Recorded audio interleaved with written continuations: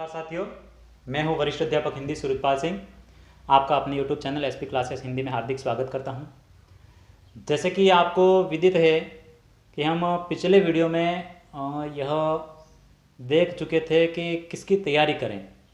जैसे आपके सामने अभी बहुत सारी परीक्षाएं हैं, third grade, REET, second grade, first grade. तो ऐसे अभ्यर्थी जो केवल एसटीसी कर रखे हैं और थर्ड ग्रेड की तैयारी कर रहे हैं, तो उनको तो ऐसे कुछ सोचने की आवश्यकता ही नहीं है कि वो किसकी तैयारी करें। उनके लिए तो पहले से ये क्लियर है कि वो L1 की तैयारी करेंगे, रीट, है ना। तो उनके लिए मैं यहाँ आज वीडियो लेकर आया हूँ कि किस प्रकार से अपनी रणनीति तैयार करें।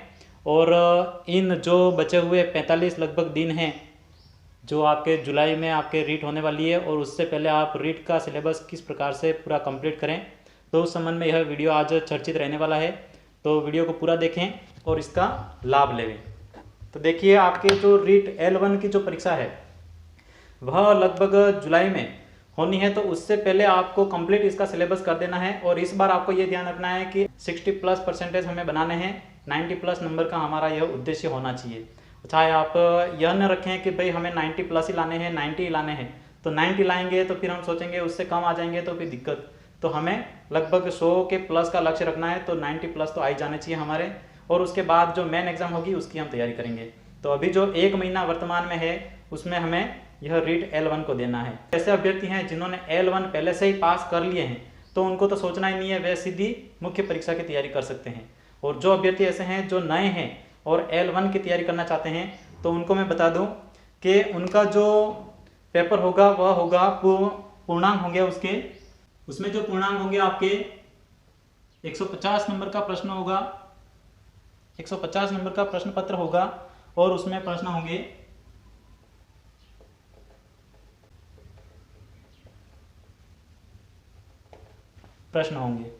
इस प्रकार से। अब हमें देखना है कि यह जो पेपर है आपका, उसमें हमें करना क्या है। हमारा मुख्य उद्देश्य है हमें सिर्फ 90 से ज्यादा नंबर लाने हैं, इसको किसी प्रकार से हमें उत्तीर्ण करना है। यह एक क्वालिफाई एग्जाम है, उसको हमें 60% से ज्यादा, यह लक्ष्य हमारा रहना चाहिए। और उसके बाद इसका जो सिलेबस हम देख लेते हैं। जैसे आपको पता ही है, इसमें जो पहले 30 प्रश्न होंगे वे होंगे साइकोलॉजी से। और साइकोलॉजी के लिए कौन कौन सी किताबों को हम पढ़ें मुख्य रूप से, वो आपको बता देता हूं। सबसे पहले मैं आपको बता दूं, इसमें आप सिकवाल देख लेना। और उसके बाद दूसरी किताब अगर देखना चाहें तो धीर सिंह दाभाई वाली किताब है, वह भी बहुत अच्छी है। और उसके बाद तीसरी किताब बता दूं मैं आपको, वंदना जादव। लेकिन सबसे प्रमुखता मैं बताता हूं कि सिकवाल एक बार आप अवश्य पढ़ लें। और इनके अलावा भी जो किताब आपके दिमाग में सेट होती है, जिसकी भाषा आपको अच्छी लगती है, सरल लगती है, तो उसको आप पढ़ सकते हैं। अनिवार्य नहीं है कि यही किताबें पढ़ें, लेकिन एक गाइडेंस के तौर पर मैं आपको बता रहा हूं कि एक बार सिकवाल अवश्य पढ़ लें। उसके बाद आपके अगले 30 प्रश्न जो होंगे वे लैंग्वेज फर्स्ट जो आपने ले रखी है, चाहे हिंदी हो, इंग्लिश हो, संस्कृत हो। अधिकांश लोग हिंदी रखते हैं, तो फिर उसके आधार पर हम बातें करेंगे। तो हिंदी के लिए आपको कक्षा 9 से 12 तक की जो पुस्तक अभी वर्तमान में विद्यालय, सरकारी विद्यालयों में चल रही है, उसको हमें पढ़ना है, नवीन हिंदी व्याकरण।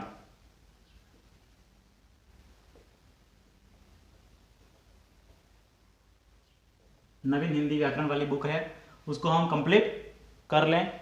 और उसके बाद उसके अतिरिक्त और पढ़ना चाहते हैं तो आप अच्छे से एक बार राघव प्रकाश देख लीजिए,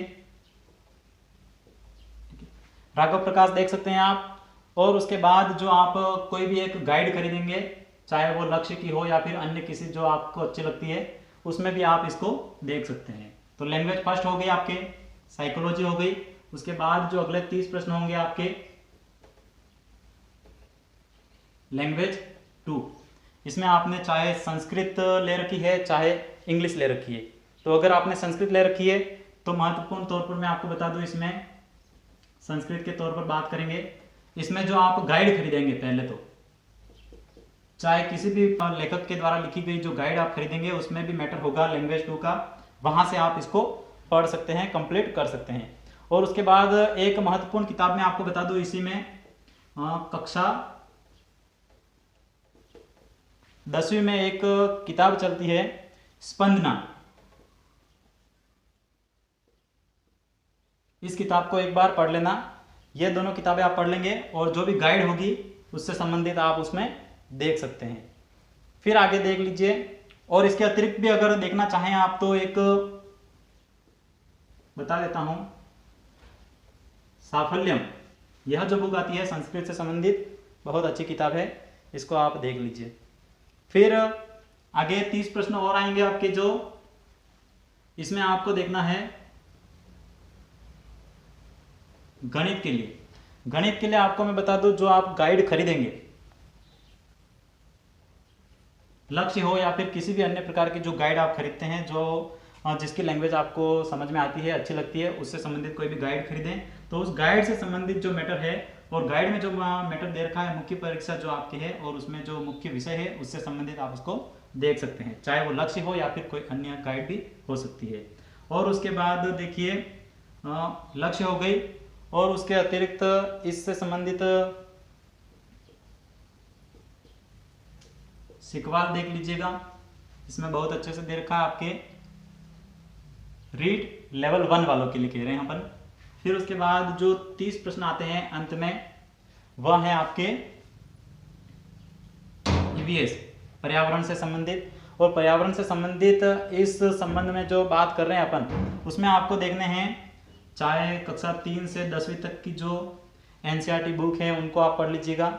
उसके बाद जो भी गाइड आप खरीद रहे हैं उसमें देख लीजिए, चाहे वो लक्ष्य हो या फिर सिकवाल हो। तो ये हैं दोस्तों महत्वपूर्ण किताबें आपके जो रीट लेवल 1 की तैयारी कर रहे हैं उन अभ्यर्थियों के लिए।